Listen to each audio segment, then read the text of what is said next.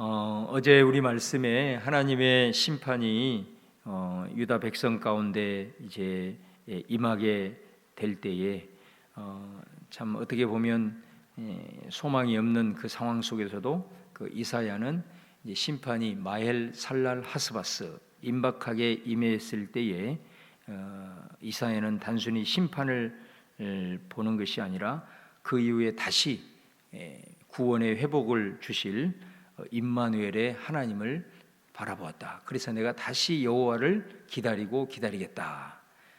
그렇게 고백했던 것을 봅니다.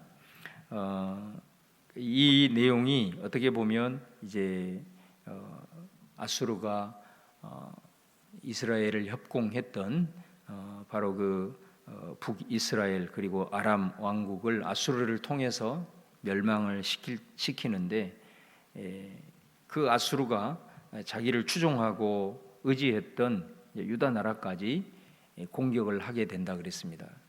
참 이것이 아이러니라고 했습니다. 왜냐하면 그 자기 나라를 의지하고 이렇게 잘 따르면 보호해주고 그렇게 해야 되는데 오히려 공격을 하는 이런 이상한 일들이 벌어지게 되었다는 거죠. 이걸 보면서 우리가 과연 누구를 의지하고 살아가야 될 것인가? 결국은 내가 의지하고자 하는 것들이 내 삶을 보장해 주느냐? 하나님을 믿는 백성들은 반드시 우리가 우리의 모든 의지하는 것, 그것은 하나님이 되어야지. 그것이 아니하면은 이런 유다 백성의 그런 역사의 전체를 우리도 밟을 수 있다라는 교훈을 우리가 이제 받는 것입니다. 그래서 이 이사야의 이런 기대, 그래서 아수르를 통해서 어떻게 보면 유다 전 지역이 초토화되고 이제 예루살렘 하나 남았는데 결국은 히스기야를 통해서 그 아수르로부터 극적으로 구원해내는 그런 역사가 이제 일어났습니다. 그런데 사실은 오늘 말씀에 보면은 그 1절에 스불론 땅, 납달리 땅, 뭐 해변길, 요단 저쪽에 이방의 갈릴리 뭐 이런 땅이 나오거든요.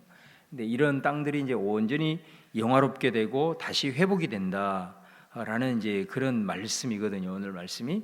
그런데 사실은 히스기야로부터 아수르로부터 구원을 받았지만 지금 이 지역은 전부 그 옛 북왕국 이스라엘 지역이죠. 이 북왕국 이스라엘 지역 그 위 쭉 올라간 스불론 지파 땅, 납달리 땅, 또 이방의 갈릴리 이 지역은 회복을 못합니다. 회복을 결국은 못하고 또 사실은 유다도 나중에 얼마 가지 않아서 바벨론에게 망하게 되잖아요. 그러니까 어느 정도 이 이사야의 기대가 어떻게 보면 히스기야로 말미암아서 아수르로부터 예루살렘을 지키고 그 유다 나라를 회복하는 것은 이루어졌지만 오늘 9장 1절에서 7절 말씀에 나오는 이 궁극적인 북왕국 이스라엘 그 지역, 원래 다윗이 차지했던 그 광대한 땅은 전혀 사실은 회복을 못한다는 거죠. 그러면 도대체 이 이사야의 예언이 뭐를 가리키느냐라는 것입니다. 그래서 오늘 이 이사야가 내가 하나님의 그 구원을 임마누엘 하시는 그 구원을 내가 다시 기다리고 기다리리라 라는 것은 이스라엘의 그 역사 속에 나타나는 것이라기보다는 바로 훨씬 더 광대한 지평을 보고 예언의 말씀으로 우리에게 주신 것임을 우리가 이제 알 수가 있습니다. 그래서 결국은 오늘 이 말씀은 우리가 봉독한 6절 7절의 말씀처럼 결국은 이 땅의 통치자로 오실 예수 그리스도에 대한 그런 예언의 말씀으로 우리에게 주어집니다. 이 땅의 역사 속에서는 이런 것들이 온전히 성취가 되는 것이 아니라 예수 그리스도를 통해서 이루어질 하나님의 나라에 대한 예언의 말씀임을 우리가 볼 수가 있습니다. 자, 오늘 이런 말씀들을 보면은 먼저 우리 1, 2절 말씀에 전혀 이방 지역이었던 그 지역이 다시 회복이 되고 그곳에 흑암이 비추게 된다. 그리고 3절에 보면은 주께서 이 나라를 창성하게 하시고 즐거움을 더하게 하셨으므로 추수하는 즐거움과 탈취물을 나눌 때 즐거움 같이 그들이 주 앞에서 즐거워하게 되었다. 이렇게 말씀합니다. 자, 그러면서 이 회복의 역사를 말씀하면서 그 이유를 몇 가지 제시를 합니다. 4절 말씀에 먼저 그들이 무겁게 맨 멍에, 그 다음에 어깨 채찍, 압제자의 막대기를 주께서 꺾으신다, 그렇게 말씀하죠. 그러니까 이 멍에라든가, 이것은 벌써 멍에는 이 자유와 반대말 아니겠습니까? 그러니까 그들 가운데 포로된 것들로부터 그들을 이제 자유를 주실 것이다 라는 것이고, 또 그들의 어깨 채찍, 압제자의 막대기, 이거는 나라가 망해서 굉장히 애굽에서 이스라엘 백성들이 강제 노역했던 것처럼 그걸 연상할 수가 있지 않겠습니까? 자유도 없어지고 또 식민지 상황 속에서 조공을 바치고 또 압제당하는 그런 현실들이죠. 그런 것들을 주님께서 꺾으신데 마치 미디안의 날과 같이 하셨다. 미디안 하면 우리가 떠오르는 사사가 있죠. 바로 기드온입니다. 기드온 사사가 그 위대한 사사 아니겠습니까? 미디안이 엄청난 군사로 이스라엘을 쳐들어왔을 때 바로 기드온이 바로 그 위대한 군사를 하나님의 방법으로 물리쳤던 것을 우리가 알 수가 있습니다. 그런데 하필이면 왜 여기서 미디안의 날이고 기드온이 나오냐? 바로 이 기드온의 출신이 북왕국 이스라엘의 므낫세 지파에 속하기 때문에 그렇습니다. 그래서 이 북왕국 이스라엘에 속한 이 모든 영역들이 회복될 것을 마치 기드온이 미디안으로부터 지켜냈던 것처럼 그렇게 하나님께서 하실 것이다 라는 것을 말씀하고 있고, 또 5절에 보면 어지러이 싸우는 군인들의 신과 피 묻은 겉옷이 불에 섭같이 살라지리라. 전쟁에서 승리하게 하시고 또 전쟁을 패하시는 그런 역사를 하나님께서 이루실 것이다 라는 것을 이제 말씀하는, 바로 이런 이유들 때문에 바로 모든 사람들이 주 앞에서 즐거워하게 된다라고 말씀을 하죠.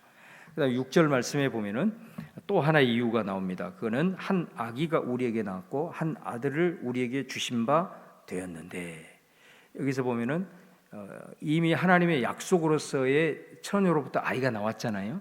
바로 임마누엘이었죠.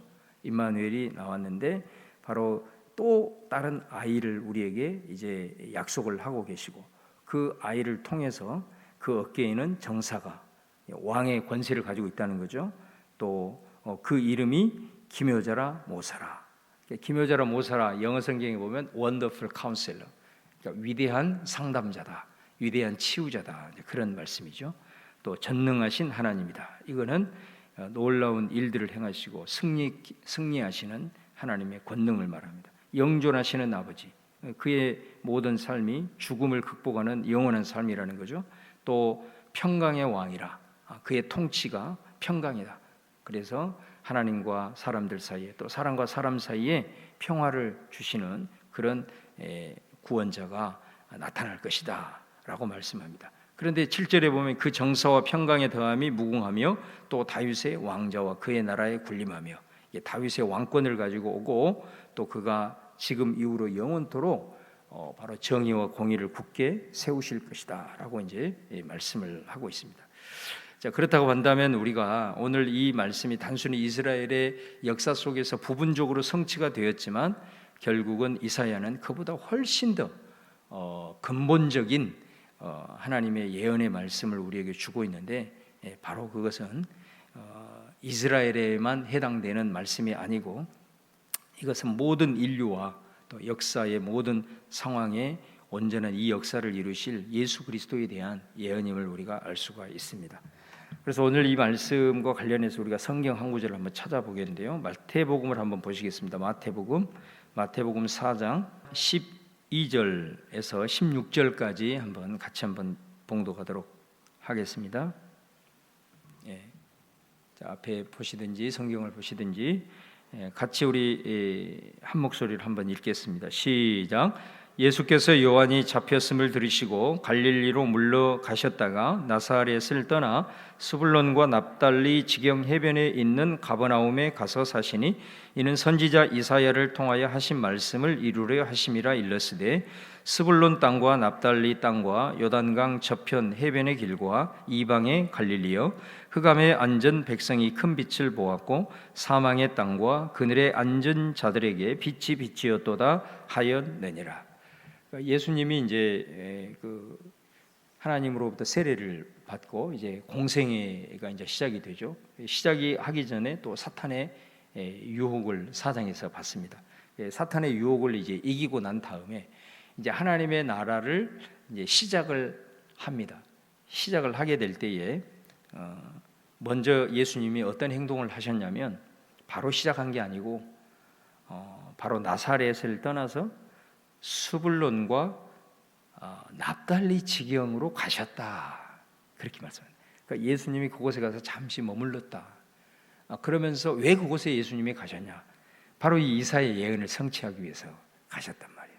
그러니까 이사야 오늘 우리가 읽었던 말씀을 예수님이 선포를 하시는 거예요. 바로 스불론과 납달리 땅과 온 요단강 저편의 이방의 갈릴리 지역에 이 흑암에 앉은 백성들이 큰 빛을 보았다. 그러니까 당시에 이 예수님 당시에 이곳은 마치 유대 백성들에게 의해서는 생각을 했던 완전 이방 지역인 거예요. 갈릴리도 이방 지역으로 생각을 했어요. 왜냐하면 거의 이방인들과 함께 이렇게 더불어 살았기 때문에 이방 지역으로 생각을 했어요. 근데 예수님은 오셔가지고 내가 유대인의 핏줄을 타고 다윗의 후손으로 왔지만은 나는 단순한 유대인을 위한 그런 사람으로 온 게 아니고 바로 온 이방, 더 나아가서 전 인류를 위한 왕적 통치자로 구원자로 왔다라는 것을 공생애를 시작을 하면서 이 이사야의 예언을 딱 성취를 하시면서 그것을 먼저 선언을 하시고 그 다음에 예수님이 이제 이때부터 예수께서 비로소 전파에 이르시되 회개하라 천국이 가까웠느니라 하면서 복음 사역을 시작하고 있는 것을 봅니다. 그리고 예수님이 이 공생애 하나님의 나라의 사역을 시작을 하는 것도 유대 예루살렘에서 하는 게 아니에요. 유대 예루살렘에서 하는 게 아니고 바로 그들이 생각했던 이방 지역인 바로 갈릴리부터 이 모든 사역을 이제 시작했던 것을 우리가 이제 알 수가 있는 거죠. 그래서 우리 예수님이 이제 오시는 이것을 이사야는 기나긴 엄청난 지평을 가지고 이 예언을 우리에게 이제 보여주고 있는 것이죠. 그래서 말씀이 다시 해석이 될 수가 있는 거죠. 4절 말씀에 이는 그들이 무겁게 맨 멍에, 그러니까 이 멍에는 이제 우리 죄의 멍에가 될 수 있겠고 그들의 어깨에 채찍과 압제자의 막대기, 채찍은 뭐겠어요? 우리가 채찍을 당해서 상하잖아요. 예수님이 오셔서 수많은 병든 자들을 만지시고 치유해 주시는 것이 나오잖아요. 우리의 그 상한 마음과 또 그 우리의 모든 육체의 연약함에 치유하시는 예수님의 사역을 볼 수 있고 또 압제자의 막대기를 꺾으신다. 이 말은 물론 표면적으로 드러나는 것일 수도 있지만 영적으로 영혼들을 묶고 있는 어둠의 권세들을 다 꺾으시는, 그래서 그 표징을 뭐로 보여주십니까? 귀신을 쫓아내는 예수님의 이 표징 사건을 통해서 모든 인간을 얽어매고 있는 사탄의 권세를 주님께서 꺾으셨다라고 이제 말씀을 이제 하고 있는 것이죠. 그러면서 이 예수님에 대해서 이제 예언하는 내용이 우리가 방금 봉독했던 말씀, 그의 어깨는 정사를 메었고 예수님은 왕으로 이 땅에 오셨던 하나님의 나라의 통치자로 오셨다는 거고 그 이름은 기묘자라 모사라, 말씀했던 것처럼 수고하고 무거운 짐진 자들아 다 내게로 오라 내가 너희를 쉬게 하리라. 사람들의 심령을 회복시키고 또 그들의 마음을 어루만지시고 상한 영혼들을 회복시키시는 위대한 상담가로서 우리 주님이 오셨다라는 거예요. 전능하신 하나님이라. 이게 전능하다라는 것은 못할 일이 없으신 하나님의 모습으로 오신 거잖아요. 그래서 수많은 기적을 일으키시고 죽은 자를 살리시는 그 전능하신 하나님의 모습으로 오셨고 영존하시는 아버지라. 그분은 영원하시다. 그 말은 죽음이 그를 결코 가두지 못한다. 결국은 사람들이 유대인들이 십자가에 못 박혔지만은 다시 부활하시는 예수님의 모습을 우리가 발견할 수가 있는 거고 또 예수님은 평강의 왕이다. 예수님이 이 땅에 오셔서 하시는 궁극적인 일이 모든 죄악으로 말미암아 가려져 있던 막혀 있던 이 관계들을 다 푸시는 거잖아요. 그래서 하나님과 우리 사이의 관계도 푸시고 평화에 그리고 사람과 사람 사이에 막혀있던 담을 그의 육체로 허시고 이런 평화의 역사들을 이루어서 오신 것임을 우리가 이제 알 수가 있습니다. 또 그의 정사와 평강에 더함이 무궁하며 다윗의 왕자와. 그래서 많은 사람들이 예수님을 부를 때 뭐라고 부르냐면 다윗의 자손이요. 그러니까 이런 말씀들을 하나하나 모든 것을 다 예수님이 성취하시면서 지금 이후로 하나님의 나라의 통치 이념이 바로 정의와 공의이시다. 그래서 예수님이 이것을 실현하기 위해서 예수님이 오셔서 사역을 하시는 그 행동을 보면 계속해서 약한 자를 찾아다니시고 병자를 찾아다니시고 죄인들을 찾아다니시고 심지어 그들과 죄인과 세리의 친구다라고 별명을 붙을 정도로 찾아다니시는 이유가 뭐냐면 바로 예수님의 하나님의 나라의 통치 이념이 정의다, 공의다, 억울한 자가 없어야 된다.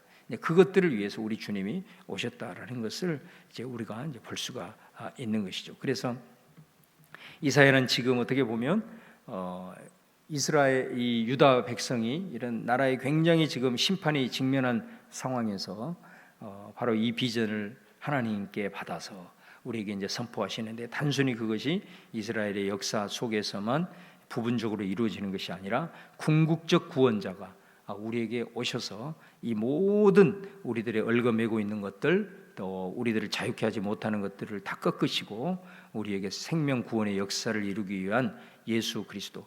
그런데 수많은 사람들이 오로지 지금 유대인에게 집중이 되어 있는 이 상황에서 이사야는 지평을 전 세계, 전 열방, 전 우주로 퍼뜨리면서 우리의 진정한 왕적 통치자인 메시아가 오신다라는 것을 우리에게 말씀을 하고 있습니다. 그러면서 오늘 말씀 마지막 부분에 보면 이런 말씀이 있습니다. 만군의 여호와의 열심히 이를 이루시리라.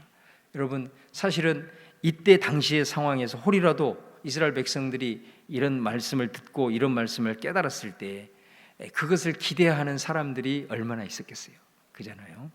지금 우리나라가 지금 죽게 생겼는데 지금 이런 말씀들이 들려졌을 때 아마 그들은 대부분 다 비웃었을 거예요.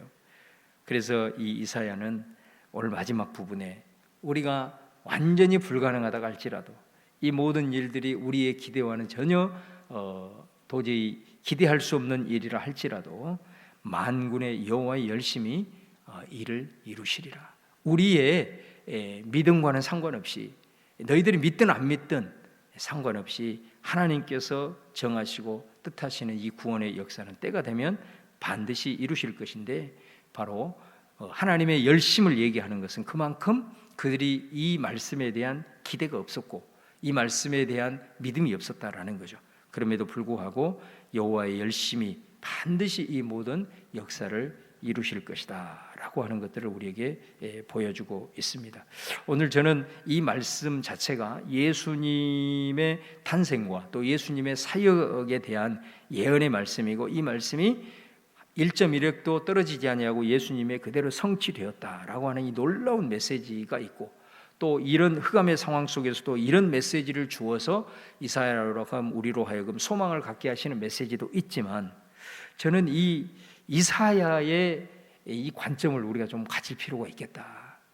정말 지금 나라의 운명이 이렇게 자신도 반역자로 지금 내몰리고 있는 이런 어두운 상황에서 앞을 봐도 이제 심판의 그늘만이 나와 있는 이 상황에서 하나님이 이 말씀을 주시고 이 비전을 주셨을 때 정말로 이사야가 이 말씀을 받고 이게 단순히 이 땅의 회복만이 아니라 수백 년 후에 이루어질 이 하나님의 이 광대한 역사를 믿음으로 취하면서 담대하게 선포할 수 있었던 그 어마어마한 그 믿음의 지평, 이런 모습들을 우리가 좀 가졌으면 얼마나 좋을까. 우리는 그냥 살아가면서 하루하루 그냥 버티기를 하고 또 그냥 기껏 우리가 보는 것이 그냥 뭐 일주일 후, 한 달 후, 아니면 1년 후 이런 걸 보면서 그냥 그러다 보니까 자꾸 우리들의 현실이 위축되고 그런데 정말로 내 삶의 그 영역을 넓게 보고 또 내 삶뿐만 아니라 또 교회와 또 나라와 열방을 이렇게 바라보면서 하나님이 그 행하실 놀라운 일, 그것이 직접적으로 나와 상관이 없더라도 이 하나님의 역사를 이 광대하게 펼치시는 하나님의 그 역사, 그 하나님의 열심을 우리가 바라볼 때에 얼마나 우리가 정말로 그 이사야의 모습을 통해서 그런 믿음의 확신과 또 우리에게 자유함을 줄 수 있겠는가 다시 한번 우리가 바라보면서 오늘 이사야가 이 힘든 시대 속에서도 그럼에도 불구하고 내가 다시 여호와를 기다리리라, 그런 임마누엘을 통해서 우리에게 표징을 보여주셨고 바로 그 임마누엘이 예수를 통해서 이루어졌던 것처럼 우리에게 좀 넓은 마음, 그리고 좀 멀리 볼 수 있는 그런 흔들림 없는 그런 약속에 대한 믿음을 주셔서 우리가 그냥 하루하루 일희일비하면서 살아가는 인생들이 아니라 좀 비전의 인생으로 우리가 이사야의 이 마인드를 가지고 좀 하루하루를 살아가면서 나아가는 그런 우리 성도들의 삶이 될 수 있기를 다시 한번 주님의 이름으로 축원합니다. 우리 주여 한번 부르고 통성으로 기도하겠습니다. 주여, 할렐루야. 아버지 하나님, 은혜와 사랑을 감사합니다. 오늘도 아버지 하나님, 우리들의 눈을 열어서 아버지 하나님의 믿음의 눈을 열어 바라보기를 원합니다. 우리 자신도 마찬가지고 또 우리 가정도 마찬가지고 우리 교회도 아버지 하나님이여 마찬가지고 이 나라 민족을 바라볼 때에 아버지 하나님의 지금 이 시대 우리가 아버지 하나님의 주저앉고 자라는 것이 아니라 아버지 하나님이여 역사하시는 하나님의 생각, 우리는 부족하지만 하나님의 열심히 일을 이루시리라고 하는 놀라우신 이 말씀을 우리가 받으면서 아버지 하나님이여